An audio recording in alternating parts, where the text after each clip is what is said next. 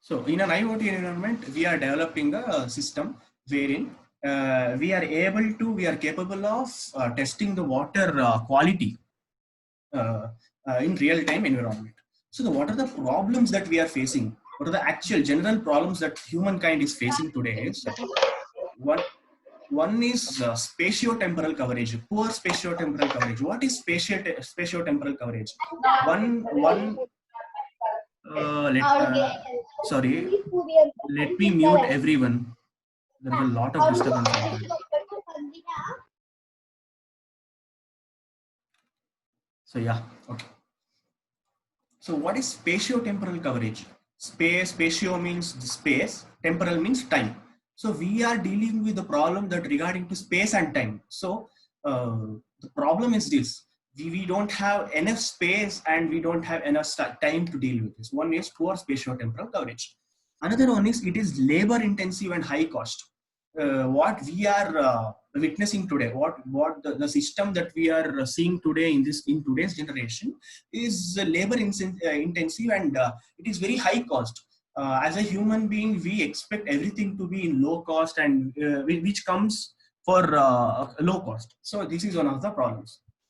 And another problem is we don't have real-time system.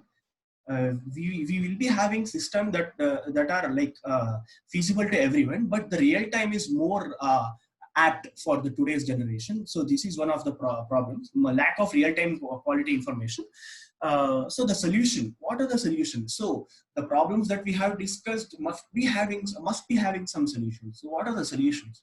The solution comes first: designing and develop a low cost system in IoT environment. IoT is something that we are everyone are familiar with. In today's world, we also have a subject regarding IoT, the subject named as IoT. So IoT is something that we all are learning. In that, we that is our responsibility to design and develop a low cost system.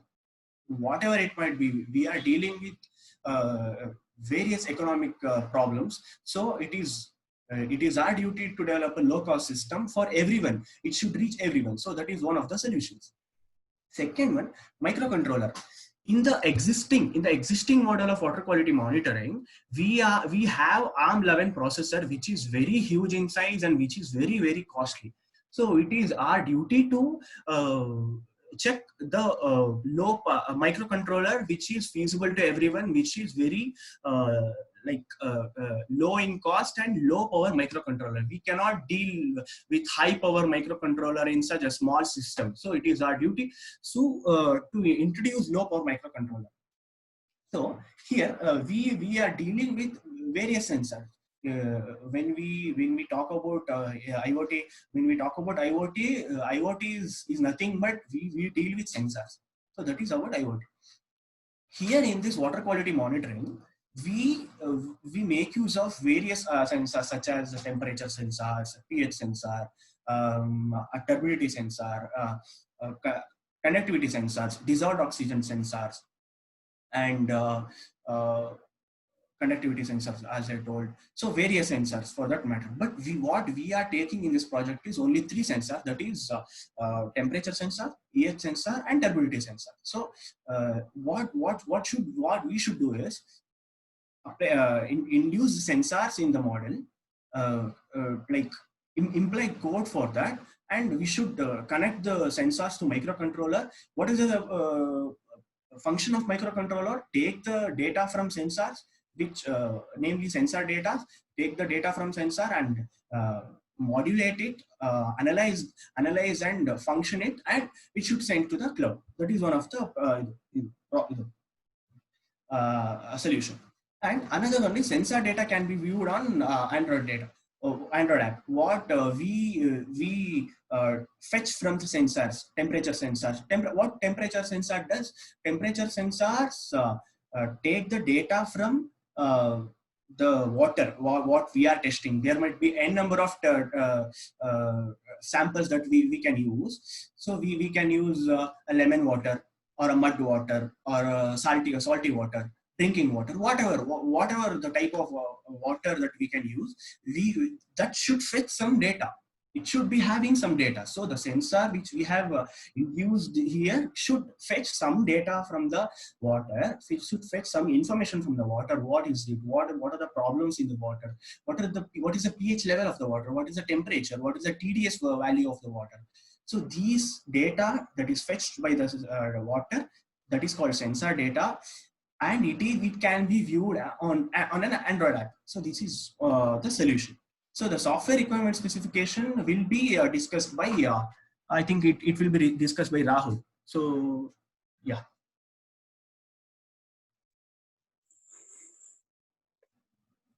Hello. Yeah. Adun move maadu full software requirement specification.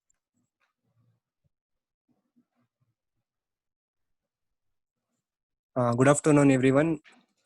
Today I am here to discuss about the software requirement specification of our project. Mainly, we have functional requirements and non-functional requirements, as I mentioned in the PPT. Basically, our functional requirements for our project is Arduino Uno. I will explain about Arduino Uno. Basically, the Arduino Uno is an open source microcontroller board. Here, microcontroller board means it's a small computer on a single metal oxide semiconductor integrated circuit chip. Actually, this is a low-cost microcontroller Arduino Uno. So we are using this Arduino Uno. The basic features of Arduino Uno are it has 22 input bar output pins. In these 22 input bar output pins, there are 14 digital pins we are using. And then in these 14 digital pins, there are 6 PWM pins in this Arduino Uno. PWM means pulse width modulation. We have 6 PWM pins. This Arduino Uno has an operating voltage. As an operating voltage, this operating voltage of Arduino Uno varies from 5 volt to 12 volts.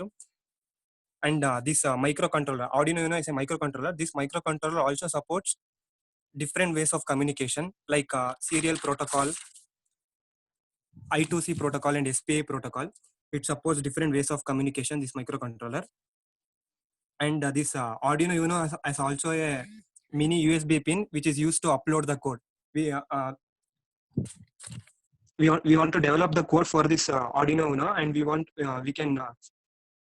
can upload this code using this Arduino Uno as a mini USB pin, which where we can upload the code. And this microcontroller has also the reset button. And next, coming to our 3 sensors.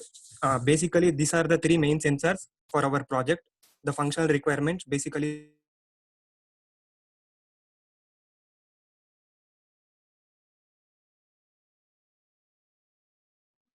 Hello.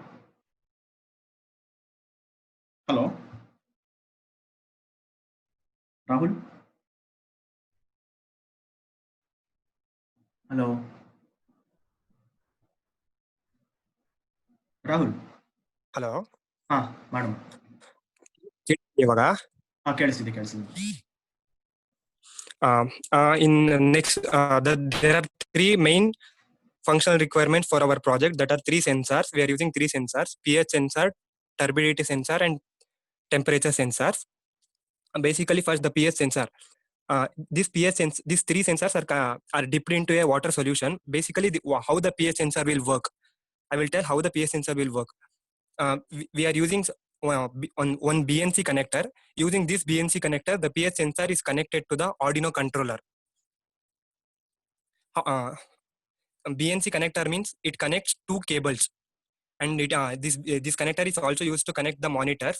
Likewise, we are using the BNC connector to connect 2 cables of pH sensor and the Arduino controller. Next, we are measuring the pH value. How to measure the pH value? First, we want to measure the voltage between 2 electrodes. We have 2 electrodes in that pH sensor. We should measure the voltage between 2 electrodes. Then we will get some value. We will convert this value into corresponding pH value. And then we are sending this value to display the calibrated in pH. And at last, the pH glass probe. There will be a glass probe in the pH. And this glass probe is always dipped into the solution, which we are testing. Next, the turbidity sensor. In this turbidity sensor, how to measure the water turbidity means, first of all, this turbidity sensor means turbidity sensor measures the amount of light that is scattered by the suspended solids in water. Means when we dip the turbidity sensor in the solution, the turbidity of the water will be detected by the amount of light that is scattered.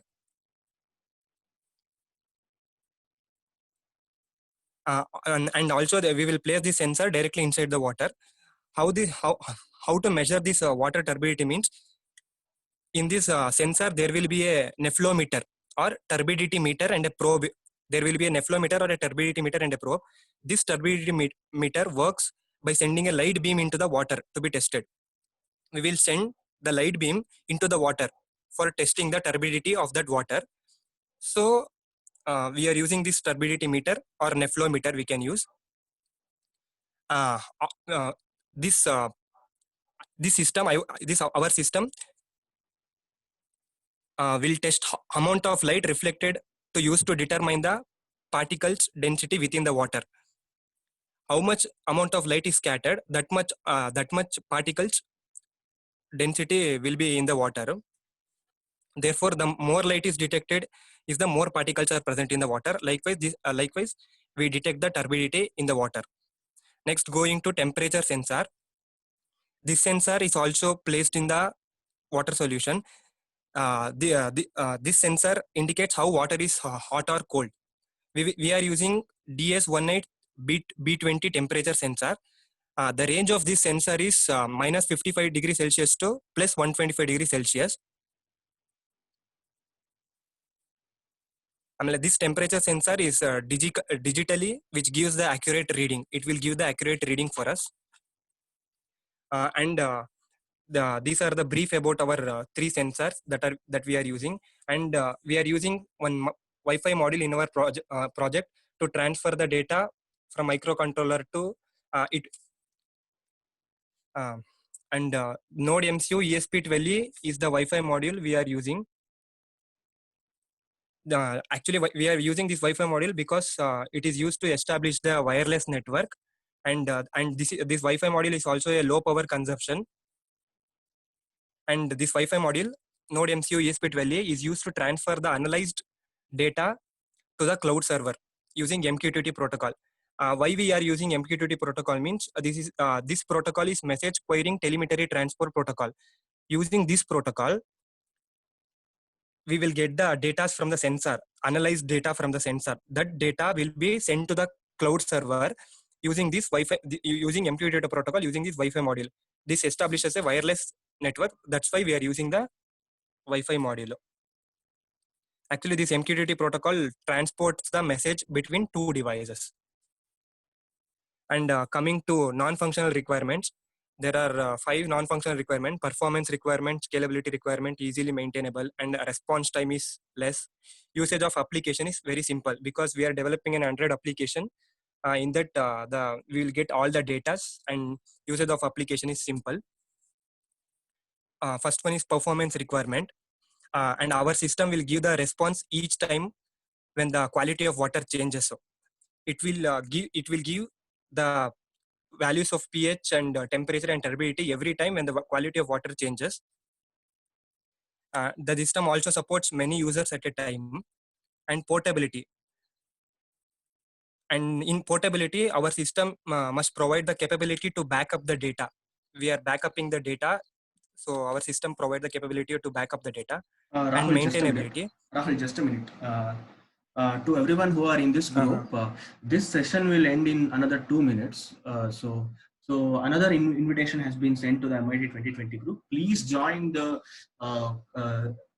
invitation in another 2 minutes. That is 3:32 p.m. So please, this will end in another 2 minutes. Continue, Rahul. Okay.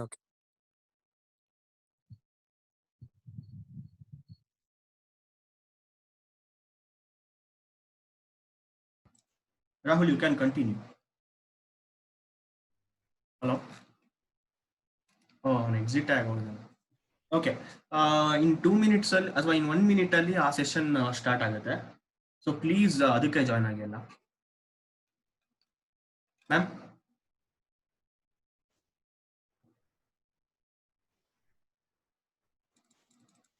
Hello, ಕೇಳಿಸ್ತಿದ್ಯಾ ಎಲ್ಲರಿಗೂ? Hello, ಹೇಳೋ ಕೇಳಿಸ್ತಿದೆ ಹೇಳೋ. ಅದಕ್ಕೆ join ಆಗಿ ಎಲ್ಲರೂ. Ma'am ಪೂರ್ಣ ಹಾ ಮ್ಯಾಮ್. ಪೂರ್ಣ ಕೇಳಿಸ್ತಿದ್ಯಾ?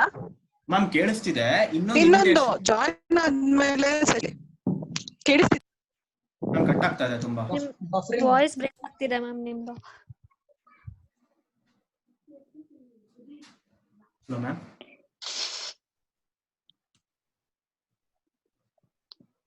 ಹಲೋ,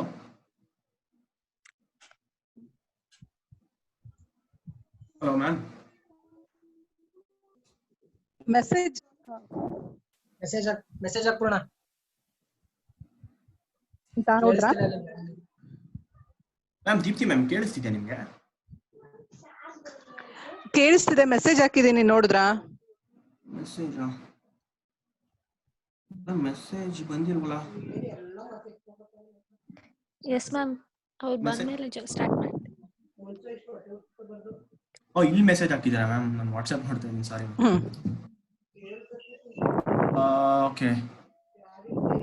ಓಕೆ ಮ್ಯಾಮ್, ಬಟ್ ಇವಾಗ ಇನ್ 2 ಮಿನಿಟ್ಸ್ ಅಲ್ಲಿ ಸ್ಟಾರ್ಟ್ ಆಗುತ್ತೆ. ಅದನ್ನ ಡಿಲೀಟ್ ಮಾಡ್ಬಿಟ್ಟು ಮತ್ತೆ ಹೋಸ್ಟ್ ಮಾಡ್ಬೇಕಾ? ಹಲೋ, ಸರಿ, ನಾನು ಇದನ್ನ ಎಂಡ್ ಮಾಡ್ತೀನಿ.